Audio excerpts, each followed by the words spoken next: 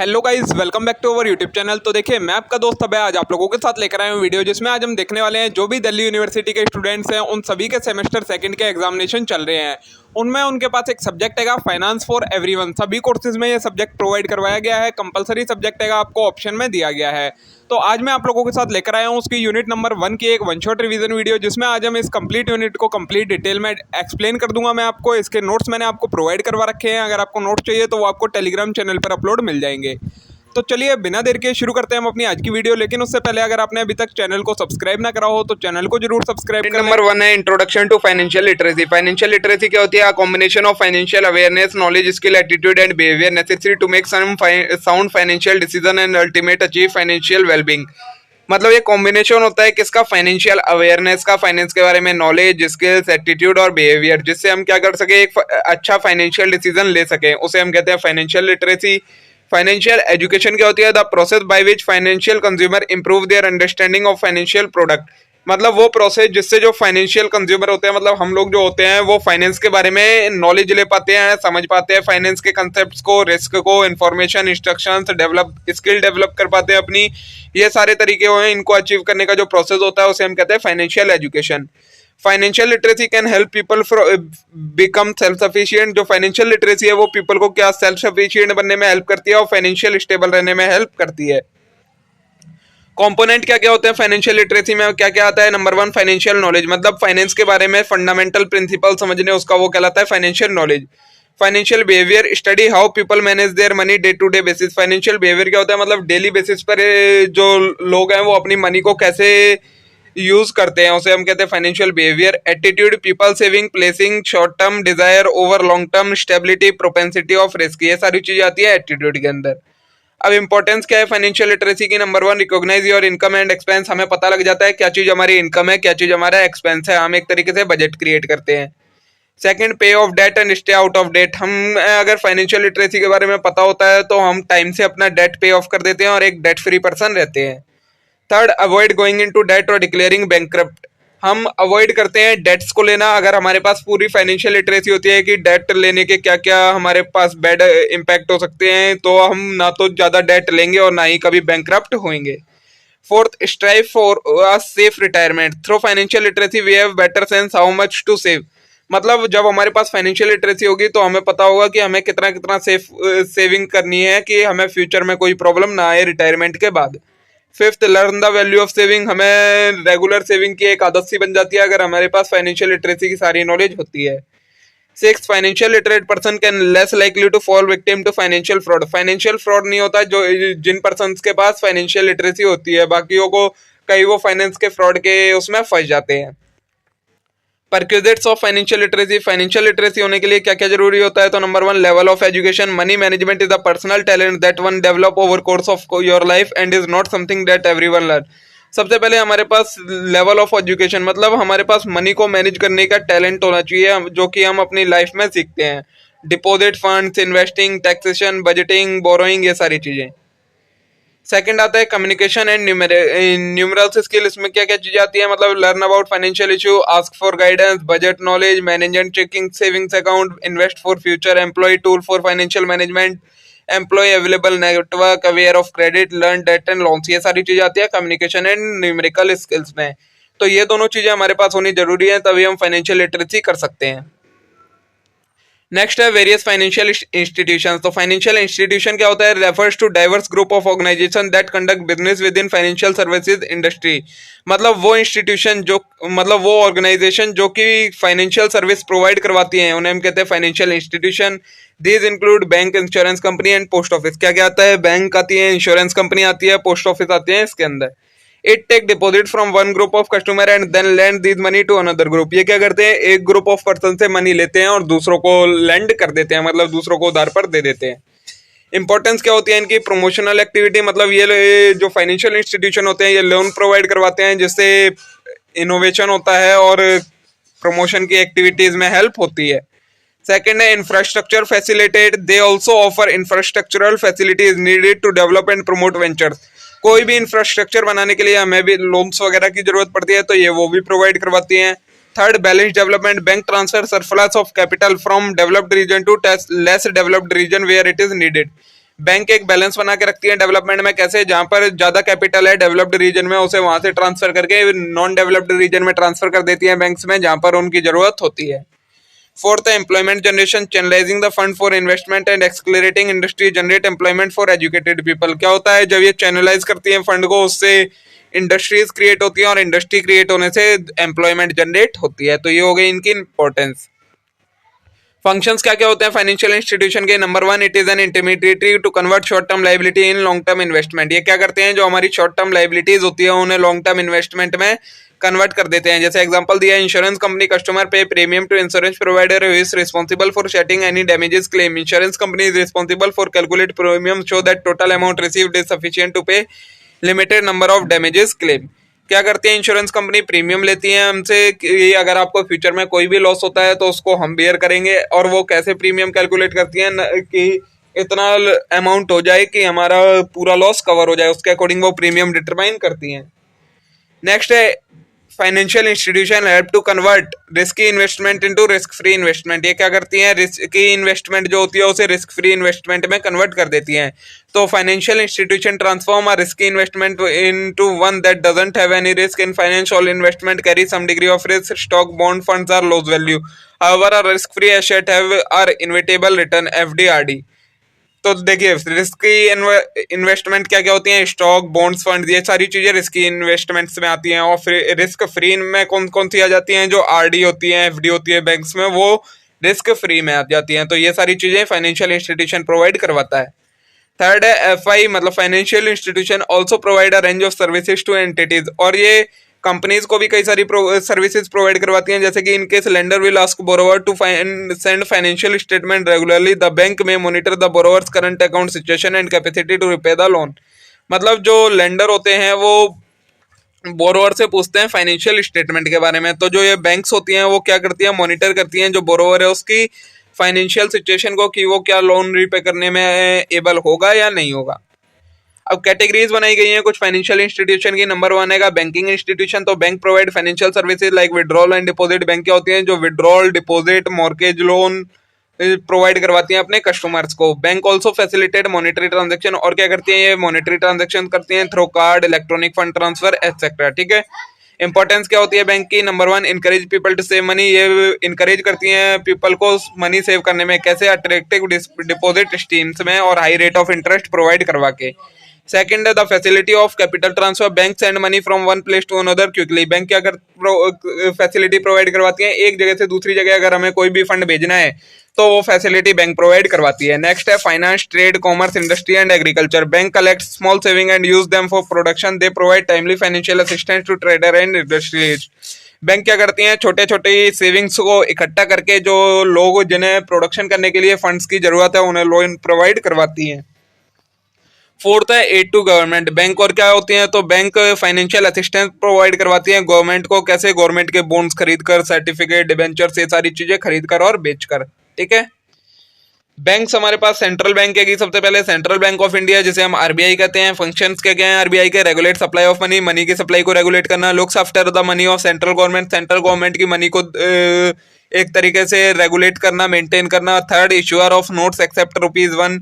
Notes issue करती है सिर्फ ₹1 के नोट को छोड़ के, बाकी सारे नोट सेंट्रल बैंक इशू करती है। Control the functions of all bank, सभी बैंकों के फंक्शंस को कंट्रोल करती है। एडवाइजरी ऑफ गवर्नमेंट, गवर्नमेंट की एडवाइजरी होती है आरबीआई। फिर होती है हमारे पास कमर्शियल बैंक। तो ये कौन होते हैं? They accept deposit, offer to check, account service, does business and personal, mortgage loan, open saving account of individual. ये क्या करती हैं, कस्टमर से डिपॉजिट लेती हैं, लोन प्रोवाइड करवाती हैं और उन्हें अकाउंट सर्विसेज प्रोवाइड करवाती हैं, उनके सेविंग्स अकाउंट खोलते हैं। These are of 3 type, 3 type की कमर्शियल बैंक होती हैं, पब्लिक सेक्टर, प्राइवेट सेक्टर और फॉरेन बैंक। फिर आती है हमारे पास नेक्स्ट कोऑपरेटिव बैंक्स। तो it is small seed financial entity whose member are bank owners and customers. They are regulated by RBI and registered under state cooperative acts. मतलब ये छोटी फाइनेंशियल एंटिटी होती है एक तरीके से, जिसके मेंबर कौन कौन होते हैं, या तो बैंक के ओनर या फिर कस्टमर। इन्हें रेगुलेट करता है आरबीआई और ये रजिस्टर्ड होती हैं स्टेट कोऑपरेटिव एक्ट के अंदर। ठीक है। नेक्स्ट आता है हमारा, ये तो हो गया सारा बैंकिंग सेक्टर के बारे में। नेक्स्ट सेक्टर आता है हमारा इंश्योरेंस सेक्टर। तो इंश्योरेंस सेक्टर क्या होता है? Insurance is the contract between 2 parties. Insurance एक कॉन्ट्रैक्ट होता है 2 पार्टी के बीच में। The individual is called insured जो पर्सन इंश्योरेंस करवाता है उसे हम इंश्योर्ड कहते हैं, जो कंपनी इंश्योरेंस करती है उसे इंश्योरर कहा जाता है। तो insurance company assure to make good the insured loss on accident. Insured person का जो भी लॉस होगा तो इंश्योरेंस कंपनी उसे एश्योरेंस देती है कि जो तुम्हें लॉस होगा उसे हम कंप्लीट करके देंगे, बट उसके बदले में तुम्हें हमें प्रीमियम देना पड़ेगा। इंपॉर्टेंस क्या होती है? Number 1, spreads risk. Insurance company promise to safeguard investor lives and property. मतलब ये इंश्योरेंस कंपनी होती हैं वो रिस्क के अगेंस्ट सिक्योरिटी प्रोवाइड करवाती हैं कि अगर तुम्हारा लाइफ से या प्रॉपर्टी से किसी का भी रिस्क हुआ तो हम तुम्हें सेफ्टी प्रोवाइड करवाएंगे। Second, assurance assets and financial risk associate with public और private sector are covered by insurance company. जो प्राइवेट और पब्लिक सेक्टर होते हैं उनके जो एसेट्स होते हैं उनमें भी फाइनेंशियल रिस्क होता है, तो उन्हें भी ये एश्योरेंस प्रोवाइड करवाते हैं। Third, legal perquisites. In many circumstances law mandatory the purchase of insurance. कई सारे केसेस ऐसे हैं जहां पर लॉ ने मैंडेटरी कर रखा है कि तुम्हें इंश्योरेंस लेना ही पड़ेगा, तो वहां पर ये लीगल परक्यूजेट्स का काम करती हैं। फोर्थ है capital formation. Policy holder premium are pooled to serve as insurance form initial investment capital. तो ये कैपिटल फॉर्म कैसे करती हैं? जितनी भी प्रीमियम इन्हें मिलती है ये जो पॉलिसी होल्डर देते हैं उन्हें ये सबको इकट्ठा करके किसी बॉन्ड्स में या सिक्योरिटी में इन्वेस्ट कर देती हैं, तो ये कैपिटल फॉर्मेशन हो जाता है। प्रिंसिपल क्या क्या होते हैं इंश्योरेंस सेक्टर के? Number 1, principle of trust. ये क्या होता है? Insurance company contract require mutual trust. मतलब जो पार्टीज कर रही हैं, मतलब इंश्योरेंस कंपनी और जो पर्सन इंश्योरेंस करवा रहा है, उन दोनों के बीच में म्यूचुअल ट्रस्ट होना चाहिए। मतलब सारी चीजें डिस्क्लोज होनी चाहिए, कोई भी चीज छुपी हुई होनी नहीं चाहिए, ठीक है। Second, principle of insurable interest. Means इसमें क्या होता है? जो पर्सन इंश्योरेंस करवा रहा है जिस किसी भी चीज का, उसका उसमें इंश्योरेबल इंटरेस्ट होना चाहिए। मतलब अगर उसको कोई लॉस हो तो उसे फील वगैरह होना चाहिए कि हाँ ये मेरी चीज खराब हुई है। ये नहीं होना चाहिए कि हाँ इसका तो इंश्योरेंस है, हो जाने दो, इसे खराब, कोई दिक्कत नहीं है, ठीक है। नेक्स्ट है प्रिंसिपल ऑफ कंपनसेशन। तो ये क्या होता है? Compensation means indemnity against loss. This principle states that insurance company can not compensate an insured person more than their economic loss. मतलब ये प्रिंसिपल ये कहता है कि इंश्योरेंस कंपनी किसी भी पर्सन को उसके लॉस से ज्यादा कंपनसेट नहीं कर सकती। मतलब जितने अमाउंट तक का लॉस हुआ है उतना, या उससे कम जितने का भी इंश्योरेंस है उतने तक का लॉस के लिए कंपनसेट कर सकती है, उससे ज्यादा का कंपनसेशन नहीं दे सकती। फोर्थ है प्रिंसिपल ऑफ सब्सटीट्यूशन। तो this principle allow the insured to collect amount from third party responsible for loss.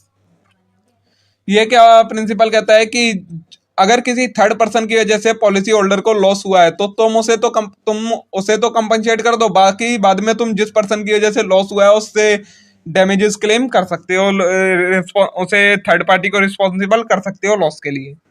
Fifth है प्रिंसिपल ऑफ कंट्रीब्यूशन। तो इसमें क्या होता है? अगर एक पॉलिसी होल्डर ने एक से ज्यादा इंश्योरेंस ले रखे हैं किसी भी सब्जेक्ट मैटर के, तो फिर उसे सभी से मिलाकर उतना लॉस मिलना चाहिए जितना उसका टोटल लॉस हुआ है। सभी का कंट्रीब्यूशन होना चाहिए, सभी पॉलिसी कंपनी होगा, ना कि वो सिर्फ या तो एक से ले ले या फिर सबसे उतना उतना ले ले, ऐसा नहीं हो सकता।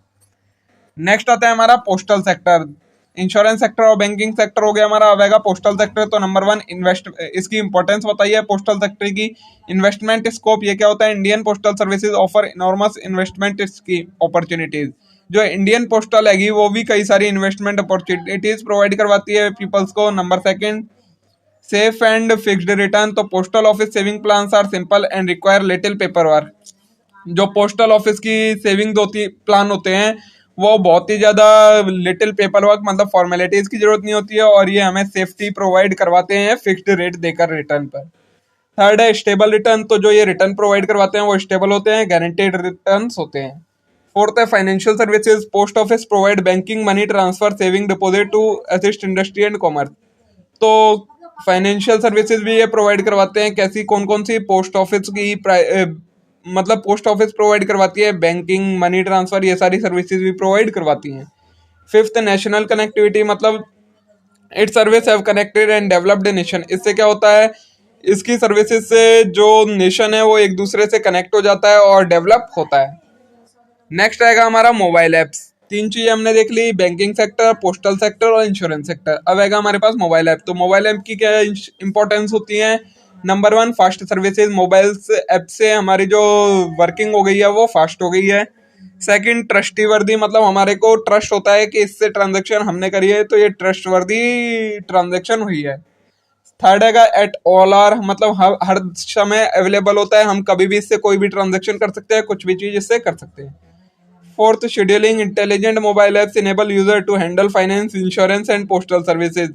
मतलब हम अपना मोबाइल ऐप से अपने फाइनेंस को, इंश्योरेंस को, पोस्टल सर्विसेज को, सभी को हैंडल कर सकते हैं। नेक्स्ट है needs of availing financial services from bank, insurance company and postal services. जरूरत क्या होती है हमें फाइनेंशियल सर्विसेज लेने की, बैंक से, इंश्योरेंस से या किसी भी पोस्टल सर्विसेज से। Number one, financial institution provide banking and financial solution and services to all member of society without bias. मतलब इनमें कोई भी तरीके का बायस नहीं होता, कोई भी तरीके का फ्रॉड नहीं होता, इसलिए हम ले सकते हैं। नेक्स्ट है its primary objective to ensure that no community member is excluded by denying them to essential financial assistance regardless their ability to pay. मतलब ये एक तरीके से इंश्योर करते हैं कि जिसको भी फाइनेंस की जरूरत है उसे फाइनेंस मिलना ही चाहिए। थर्ड है RBI issue a direction to all bank requiring them to offer saving account to those member of who are economically disadvantage. मतलब आरबीआई इंश्योर करती है कि सभी बैंक सभी पर्सन्स को सेविंग अकाउंट की फैसिलिटी दे, जिस अगर कोई इकोनॉमिकली डिसएडवांटेज पर्सन है उससे भी सेविंग अकाउंट खुलवाना चाहिए, खोल सकता है वो भी। नेक्स्ट है insurance sector aim to safeguard a person और his family from financial loss. Insurance sector क्या करता है, उसकी फैमिली को, उस पर्सन को किसी भी फाइनेंशियल लॉस से या किसी भी टाइप के एक्सीडेंट से बचाता है। इंश्योरेंस प्लान में क्या क्या आता है, medical emergency, hospitalization, illness, medical care, ये सारी चीजें उसमें इंक्लूड होती हैं। नेक्स्ट है post office provide various financial services, it also provide mail services. Post office क्या करता है, फाइनेंशियल सर्विसेज के साथ साथ कई सारे मेल की सर्विसेज भी प्रोवाइड करवाता है कहीं भी कंट्री के पार्ट में, तो इसलिए फाइनेंशियल सर्विसेज की जरूरत हमें होती है। नेक्स्ट है फाइनेंशियल प्लानिंग एंड बजटिंग। ये क्या होता है, नंबर वन स्कार्सिटी आएगा हमारे पास, a situation where there is limited supply of resource and high demand. Scarcity क्या होती है, जब सप्लाई लिमिटेड हो और डिमांड ज्यादा हो तो उसे हम स्कार्सिटी कहते हैं। Consumer are being forced by scarcity to decide how to allocate resource to satisfy as many of their want and requirement. तो कंज्यूमर को क्या होता है कि अब उसे फोर्स किया जाता है कि तुम अपने इतने ही रिसोर्सेज में अपने जो डिमांड ज्यादा जरूरी है उसे फुलफिल कर लो और बाकी डिमांड को एक तरीके से सेक्रीफाइस कर दो। नेक्स्ट है financial planning number one, it is defined as act of evaluating the necessary capital and figuring out its competition. Financial planning क्या होती है, इवेल्युएशन करना कि हमारे पास कितनी कैपिटल है और उसे फिर अपने कंपटीशन के अकॉर्डिंग इन्वेस्ट करना। It is the process of stabilizing companies financial strategy with regard to raising, investing and managing capital. ये क्या होता है, तो एक प्रोसेस होता है कि कंपनी की जो फाइनेंशियल मतलब चीजें हैं, मतलब जो भी कैपिटल वगैरह है उसे कैसे हमें इन्वेस्ट करना है, उसकी एक स्ट्रेटेजी होती है financial planning. Goals of financial planning are calculating necessary capital. Goals क्या होते हैं फाइनेंशियल प्लानिंग के, कि हमें कितनी कैपिटल की जरूरत है, किस टाइप के कैपिटल स्ट्रक्चर होना चाहिए, developing financial policies, efficiently use of resources to maximize return. ये सारी चीजें गोल्स होंगे फाइनेंशियल प्लानिंग के। इंपॉर्टेंस और नीड्स क्या है फाइनेंशियल प्लानिंग की, number one, necessary finance must be raise. जितने हमें फाइनेंस की जरूरत होती है हमें उतना फाइनेंस रेज करना चाहिए। It help to guarantee a proper balance between, तो ये किस में हेल्प करता है, कैश के इनफ्लो और आउटफ्लो में एक बैलेंस बना के रखने में हेल्प करता है। नेक्स्ट है it make possible for financial service provider to invest with ease in business. तो जो फाइनेंशियल सर्विस प्रोवाइडर होते हैं वो आराम से बिजनेस में इन्वेस्ट कर सके तो हमें फाइनेंशियल प्लानिंग करनी पड़ती है। Fourth, it enable development and growth of and expansion strategy. इससे क्या होता है, ग्रोथ और डेवलपमेंट होता है किसी भी बिजनेस का। फिफ्थ है it is simple to overcome the risk caused by shifting market pattern. अगर मार्केट के पैटर्न को चेंज होने में कोई हमें रिस्क होता है तो ये उस रिस्क को ओवरकम करवा लेते हैं। फिर सिक्स्थ है it add to lowering uncertainties, और ये अनसर्टेनिटीज को भी कम कर देता है। नेक्स्ट है टाइप्स ऑफ बजट। हमारे पास कुछ बजट्स के टाइप दिए हैं। तो नंबर वन बजट होता क्या है, एक स्टेटमेंट होती है आपके इस सभी खर्चों को बता दिया जाता है कि आपको कितने खर्चे कितने अमाउंट तक कर सकते हो, तो वो कहलाता है हमारा budget. Number one personal budget होता है, इसे हम हाउस होल्ड बजट भी कहते हैं। इसका मतलब क्या होता है, it is a strategy for balancing a persons income and expense. तो किसी पर्सन के इनकम और एक्सपेंस का बैलेंस बनाना, उसकी जो स्ट्रेटेजी होती है उसे हम पर्सनल बजट कहते हैं। It is made to assist a person और family in managing their expenditure and achieving financial objective. ये किस चीज में हेल्प करती है, पर्सन और फैमिली की मैनेज करना, एक्सपेंडिचर को मतलब खर्चों को मैनेज करना और अपने फाइनेंशियल ऑब्जेक्टिव को अचीव करना। इसके कुछ टाइप दिए हैं, पर्सनल फाइनेंस टेक्निक हैगी, मतलब टाइप्स दिए हैं पर्सनल बजट के। Number one personal finance technique, तो it require person to figure out their income, monitoring their spending, set goals, develop strategy and after alter spending. इसमें क्या होता है, पर्सनल फाइनेंसिंग टेक्निक में एक पर्सन को फिगर आउट किया जाता है कि उसकी इनकम कितनी है, उसके खर्चा कितना करना है, उसके गोल क्या क्या है, उसकी डेवलप स्ट्रेटेजी क्या क्या है, और फिर उसके अकॉर्डिंग स्पेंड करना उन्हें उस इनकम को, वो कहलाता है पर्सनल फाइनेंस टेक्निक। बी है 50-30-20 बजट। तो it is a strategy that separate personal expenditure into 3 category. इसमें क्या होता है, ये एक स्ट्रेटेजी होती है जिसमें पर्सनल एक्सपेंडिचर जो भी आपका खर्चा है उसे 3 हिस्सों में बांट लेना है, needs, wants and savings. After that जो 50% है नेट इनकम का, उसे हमें नीड्स को फुलफिल करने में लगा देना चाहिए, 30% हमें अपनी वांट्स को सेटिस्फाई करने में लगा देना चाहिए, और 20% को सेव कर लेना चाहिए टोटल इनकम का। ठीक है। सी है 80-20 मेथड। तो अंदर इसके अंदर क्या होता है, 20% ऑफ नेट इनकम को हम सेव कर लेते हैं, उसके बाद जो बचता है उसे हम अपने डेली लाइफ में एक्सपेंड कर देते हैं। फोर्थ है budgeting using envelope method. So people are required to separate their net income into different category, withdraw the money designated for each category and place it in a envelope. इसमें क्या होता है, मतलब person की net income को कई सारी category में डिवाइड कर दिया जाता है, और सभी खर्चों के लिए एक अलग से एनवेलप में, मतलब अलग पैसा करके रख दिया जाता है कि इस खर्चे के लिए ये पैसा यूज होगा, इस खर्चे के लिए ये पैसा यूज होगा। तो उसे हम कहते हैं budgeting using envelope method. Fifth है जीरो बेस्ड बजटिंग। इसमें क्या होता है, all net income must be used before any expense. मतलब खर्चे से पहले ही सारी नेट इनकम को यूज कर लेना, वो कहलाता है जीरो बेस्ड बजटिंग। ठीक है। सेकंड टाइप का बजट है फैमिली बजट। तो ये क्या होता है, a budget is a plan for our all financial transaction including both inflow and outflow of funds. ये एक बजट प्लान होता है, सभी फाइनेंशियल ट्रांजैक्शन जो हम करते हैं उनका इनफ्लो या आउटफ्लो का, उसकी एक स्ट्रेटेजी होती है। Strategy is developed for entire house hold using family budget. पूरे हाउस होल्ड के लिए फैमिली बजट की स्ट्रेटेजी फॉलो की जाती है। इसमें 3 स्टेप्स होते हैं। लिस्ट योर इनकम, इनकम को लिस्ट करना, मतलब हमारा कहाँ कहाँ से पैसा आएगा। सेकंड, लिस्ट एक्सपेंस, जो जो खर्चे हैं वो सारे लिखना। फिर इनकम को एक्सपेंसेस में से सब्ट्रैक्ट कर देना, तो हमारे पास बच जाएगा कि हमारी कितनी सेविंग होएगी, तो वो कहलाता है फैमिली बजटिंग। थर्ड है बिजनेस बजट। ये क्या होता है, तो it aids the owner in determining whether it is sufficient capital to support operation. ये बिजनेस बजट क्या होता है, तो ये एक तरीके से हेल्प करता है बिजनेस ओनर की कि क्या हमारे पास सफिशिएंट कैपिटल है कि हम अपने सारे खर्चे पूरे कर पाए, तो वो कहलाता है business budget. A company without budget risk the danger of over spending, under spending और अंडर सेविंग। अगर बिजनेस का बजट नहीं होगा तो उसे किस चीज का खर्चा रहेगा, ओवर स्पेंडिंग हो जाएगी, या फिर अंडर स्पेंडिंग रहेगी, या अंडर सेविंग्स रहेंगी। After every few month budget should be reviewed and new supplier should investigated. हर कुछ महीने के बाद बजट को बार बार चेक करना पड़ता है बिजनेस के अंदर। फोर्थ है नेशनल बजट। तो ये क्या होता है, a country's budget is its national budget. किसी भी एक कंट्री का बजट होता है उसे हम नेशनल बजट कहते हैं। The government use its money collected through taxes fees to fund. और जो गवर्नमेंट होती है उसे जो भी मनी मिली होती है किस चीज से, टैक्सेस से और फीस से, वो उसे फंड के टाइप में यूज करती है। The government annual financial report और budget lays out country's fiscal course for following year. जो गवर्नमेंट का एनुअल फाइनेंशियल रिपोर्ट होती है जिसे हम बजट कहते हैं, वो क्या आने वाले ईयर के लिए सभी टाइप के फिजिकल एक्सपेंसेस को बता देती है। The budget making process begin in August और सितंबर और about 6 month before presentation date. Budget बनाने का काम कब से शुरू हो जाता है, 6 महीने पहले से। जिस दिन हमें बजट को देना है उससे 6 महीने पहले से बजट बनाने का काम स्टार्ट हो जाता है। It must be approved by both house, और उसे दोनों हाउसों में अप्रूव्ड होने की जरूरत होती है। नेक्स्ट स्टेप्स क्या क्या है, number 1 circular send to all minister. सभी मिनिस्टर को सर्कुलर भेजा जाता है। Second, receive consultation on plan, उस प्लान पर उनकी कंसल्ट ली जाती है। थर्ड, डिस्ट्रीब्यूशन ऑफ इनकम, उनकी इनकम को डिस्ट्रीब्यूट किया जाता है। Fourth, pre budget conference, budget announce करने से पहले एक कॉन्फ्रेंस होती है। Fifth, printing of budget and document completion. फिर उसके बाद बजट का कंप्लीशन होता है, मतलब बजट प्रिंट किया जाता है और उसे कंप्लीट किया जाता है। सिक्स्थ स्टेप आपका प्रेजेंटेशन ऑफ बजट, उसके बाद बजट को प्रेजेंट कर दिया जाता है। प्लानिंग एंड बजटिंग प्रोसेस है हमारे पास। तो planning and budgeting are analytical tool that aid in the creation of bottom up budget and that serve as framework for our organization operation as well as top down goals. Planning and budgeting एक tool होता है जो हमारी किस चीज में help करता है, हमारे ऑर्गेनाइजेशन के ऑपरेशंस को फ्रेमवर्क करने में। मतलब हमें कितने फंड की जरूरत है, कितना हमें कहाँ इन्वेस्ट करना है, उस सारी चीजों के बारे में जो बताता है उसे हम कहते हैं planning and budgeting process. It enable organisation to work cooperatively and effectively through budgeting process. इससे ऑर्गेनाइजेशन क्या कोऑपरेटिवली वर्क कर पाती है, इफेक्टिवली वर्क कर पाती है।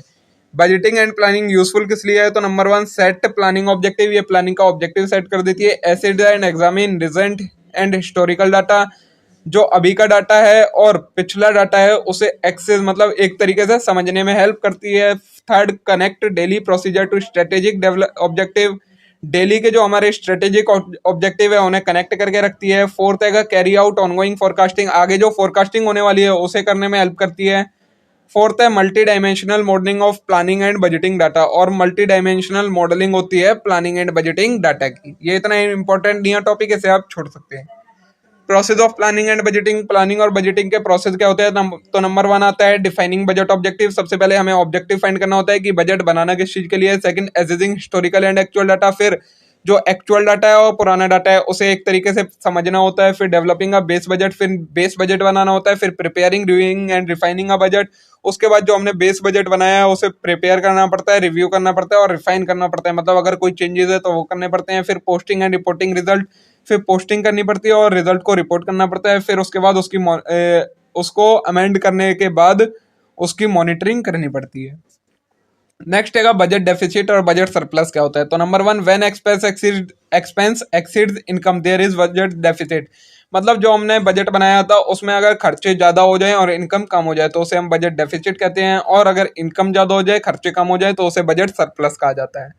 इफेक्ट क्या होते हैं बजट डेफिसिट के? अगर बजट डेफिसिट हो जाएगा तो individual, business and general income are all impacted by, सभी को इसका इम्पैक्ट होता है, इंडिविजुअल हो चाहे बिजनेस हो चाहे इकोनॉमी हो पूरी कंट्री की, सभी को बजट डेफिसिट का इफेक्ट होता है। Second, the government may reduce spending on social program to reduce deficit, और इस बजट डेफिसिट को कम करने के लिए गवर्नमेंट क्या करेगी? जो सोशल प्रोग्राम्स पर खर्चा करती है उस खर्चे को कम कर देगी। इन्फ्लेशन और rising in prices main cause of, ये होता किस वजह से बजट डेफिसिट? जब इन्फ्लेशन हो जाता है तो उसकी वजह से बजट डेफिसिट हो जाता है। अब टाइप्स होंगे बजट डेफिसिट के। नंबर 1, फिजिकल डेफिसिट, तो ये क्या होता है? डिफरेंस बिटवीन टोटल एक्सपेंडिचर और टोटल इनकम के बीच में जो डिफरेंस होता है उसे हम फिजिकल डेफिसिट कहते हैं। इसके कॉन्सिक्वेंसेज क्या क्या होते हैं? नंबर 1, डेट ट्रैप हो जाता है, इन्फ्लेशन बढ़ जाता है।